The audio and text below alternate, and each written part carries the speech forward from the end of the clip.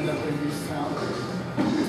We got the vision from Mosaic to be a church that was going to reach across racial, socioeconomic, and spiritual boundaries. I started to look for a place where those boundaries existed, where people of all kinds were all kinds of spiritual places on their journey, all kinds of socioeconomic backgrounds, and all kinds of racial ethnicity. Was there a neighborhood? Was there a community where that existed?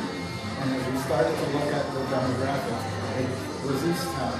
And that's why we decided to come to Eastown, because all of those streams of diversity, racial, ethnic, socioeconomic, and spiritual are all right here. Yeah, definitely. You just walk down Wealthy Street, or you walk down Lake Street, you see different kinds of stores reaching different kinds of people. You see coffee shops, you see restaurants, you see clothing stores. It is where different groups of people just naturally seem to converge right out here, right where Wealthy and Lake intersect. Yeah, and I mean that whole thing of Wealthy, Lake, and Norwood coming together, that intersection is one of the things that drew us here. And it's a rich community with all its diversity. It's a rich diversity.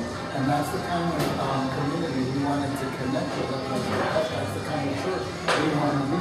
A church rich with diversity, not just the same cookie cutter kind of thing, but the richness of different racial ethnic groups, the richness of different socioeconomic people who have and people who struggle to get lives, working together, coming alongside each other, and people wherever they are on that spiritual spectrum in terms of their faith experience, coming together and worshiping and connecting together and each other.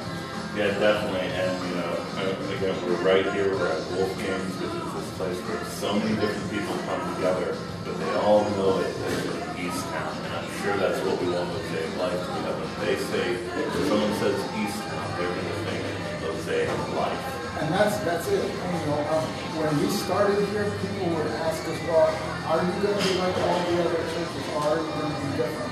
And once we set out being different, once we said we were going to be different and show them that we were different, then we became the kind of church that Eastown folks want to talk about. Just now when we were setting up for this conversation and being able to talk to, find out from the owner of Luca and Stacy whether it was okay to shoot here right now. And she said, yeah, it's okay because we're a part of this community. This community sees us as their church, not just a church that exists in this community.